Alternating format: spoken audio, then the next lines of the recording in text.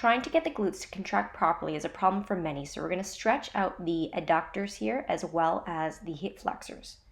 The first thing we're going to do is grab an elastic band. It doesn't have to be a thick band, just something to give you that proprioceptive input to the surrounding musculatures.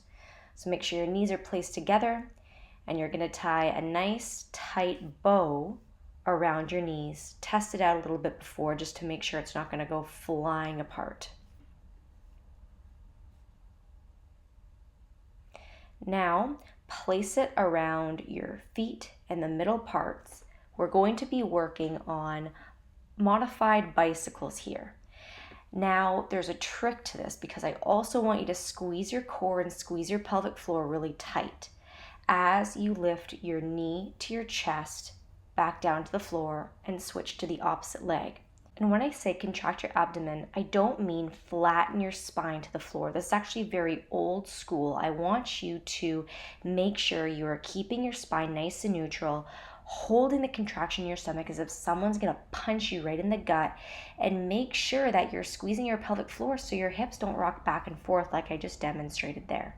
Now, the goal of what we're achieving here is to contract the hip flexors, bring some blood flow to that area, warm them up so that we get more out of the stretch when we are stretching them, to take out even more tension that the glutes then have to work even harder to work through that resistance the hip flexors would cause.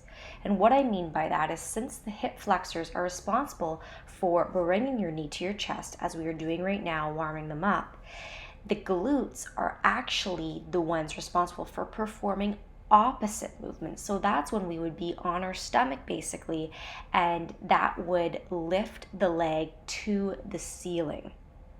So what we're doing is we're trying to take out all the muscles opposite to the glutes so we can get the best out of this glute activation video.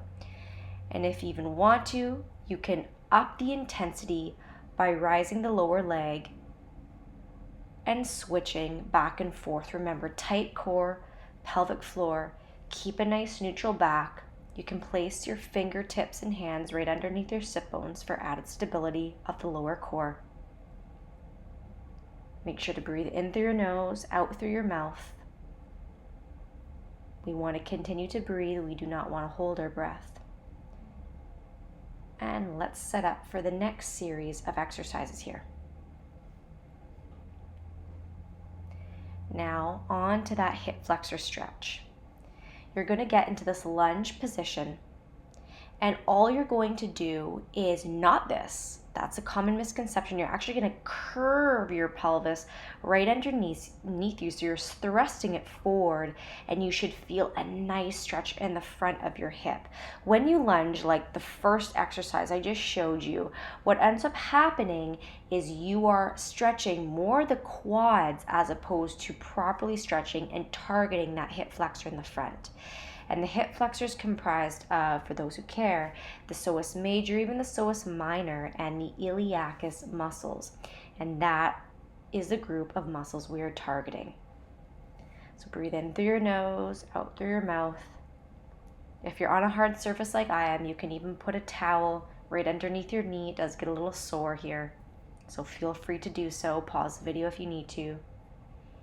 Make sure you're keeping upright. You're constantly assessing your posture.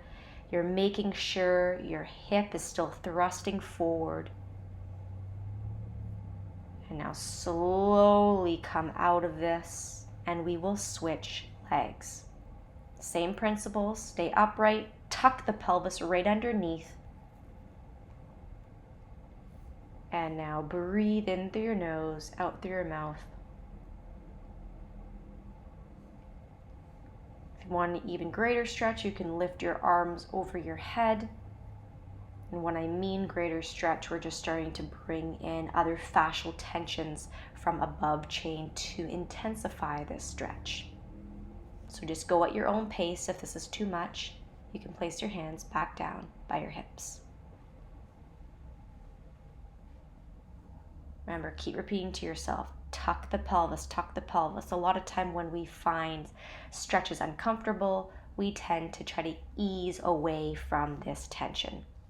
but it should be about a 5 out of 10 in terms of being uncomfortable. 0 being no uncomfortableness at all, and 10 being very, very uncomfortable. Take a quick moment to go in a child's pose. And now let's go on to stretching the adductor muscles. This is the first variation here where you bend one knee and straighten out the other. But if you want to do both at the same time for an even more intensity of a stretch, stretch out both legs and you're going to slowly, I'll show you from a different angle here, slowly crawl forward if you can, making sure your back stays nice and straight. If you even have a hard time keeping your back straight in general with your legs out, what you're going to do is put your arms behind your butt, keeping your back real nice and straight, and just moving your heels away from each other as far as you can comfortably. You should feel a stretch on the inner thighs. Remember, I was a dancer and a gymnast, so my level of flexibility is way above average here. So if you have to revert to that first one, like I was saying, where your hands are behind your body to keep your back nice and straight as you just bring your heels as far apart from each other as you can, that is all I ask. This is what you need to do to make it your own, and that's that. We adapt to the forces placed on our bodies, so the more and more you practice this, the better and better your flexibility and strength of your glute activation will become. Now let's just recover out of that. We're just going to do a couple knee switches here.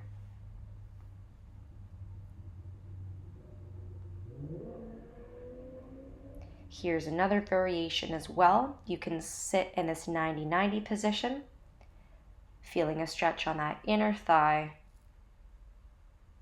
Trying to stay upright, keep your back as straight as possible. Again, you should be exceeding no more than a 5 out of 10 in terms of being uncomfortable. And now switch sides.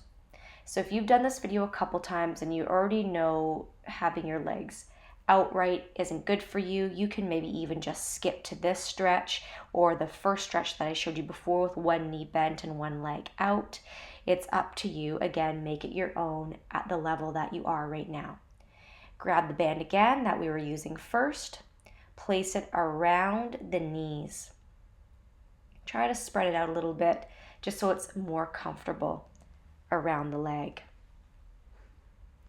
Now prepare yourself into this flat back position here. We're trying to squeeze and wake up the glutes as we open our knees and pull them away from each other. So you can place your heels together here or place them hip width apart to activate those glutes on the side. So whatever you find easiest right now, I'll get you to do that.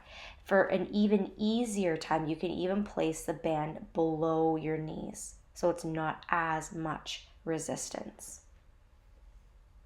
So really squeeze here. So every time you're pulling your knees apart, you want to feel the contraction at the glutes. So you want to feel when your hands are in the same position as I'm showing you here. Your hands are right on the side of your hips. You're feeling those muscles on the sides of those hips popping out so you know they're contracting. This is proprioceptive feedback. This is when you are sensing and using your hands to feel for something to contract, and the body makes that correlation to understand, oh, this is the area you want me to focus on. You can even tap on the sides of your hips as well. That's also another technique to do this. Now, if you can, you're going to go into a glute bridge. But if you feel your hamstrings contracting, what I want you to do is bring your knees, or your heels rather, closer to your glutes so that you can raise your hip off the ground. Now, if you're feeling it anywhere but your glutes, if you're feeling it more into your quads, so the front of your thigh or the back of your thighs, I do not want that. So you may only be able to squeeze your glutes here at this point in time. So if you are feeling it again anywhere other than your glutes that I'm pointing at right now, just squeeze your glutes together. Do not lift them off the floor yet. So squeeze, squeeze, squeeze, and control the lower. So after you do a few more squeezing of the glutes, if you do not feel the glute contraction properly in this position, I will get you to try to lift your glutes off the floor just an inch. And again, completely focusing on that glute contraction. So squeeze those glutes, lift them up to the ceiling. Now you want that posterior tuck. So remember that posterior tuck we were doing, stretching out the hip flexors in that lunge position. We are doing that same thing. So here's from another angle. So see how I get to the top and I squeeze and I'm getting that posterior contraction of my pelvis. That is that last little bit of movement to really get those glutes to fire. Squeeze those glutes. So see how I squeezed my glutes before lifting. And notice how I'm lifting my hips up on a 45-degree angle towards me. So I'm not lifting them up right straight to the ceiling. I'm trying to squeeze my glutes, get that posterior tuck in my pelvis, then lift. So basically, I'm trying to imagine I'm lifting my hips going towards my nose, basically. It's the best way to imagine it. Now at this point, if you've done a few contraction of your hips with just lifting your hips an inch off the floor, now try lifting them 2 inches off the floor. Again, if you're feeling anything but your glutes contracting, back up to that inch again, or just go back to squeezing your glutes. You want to do this properly. Doing something properly is way better than just rushing through something, because that is just a waste of time and there's no purpose. Now in this position, this is an even more intense. We're going to move on to single leg bridges here. If you could not feel your glutes contracting before, you're just going to continue doing what you were doing. But if you can move on to the next level, we're going to switch back and forth, really focusing on that glute contracting. Now, if you're at this level and you're starting to say, hey, I really just feel it in my quad, or hey, I just really feel it in my hamstring, you're going to just start with that squeezing of the glute. And then after a few sets on each side, or repetitions rather, you're going to then just lift your glutes an inch off the floor.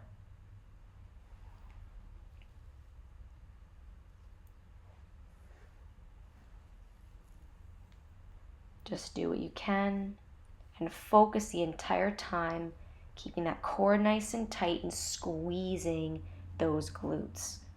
You may feel like you're shaking. And I'm going to show you from another angle here. I want you to keep your hips nice and square right across. So I don't want them tilting.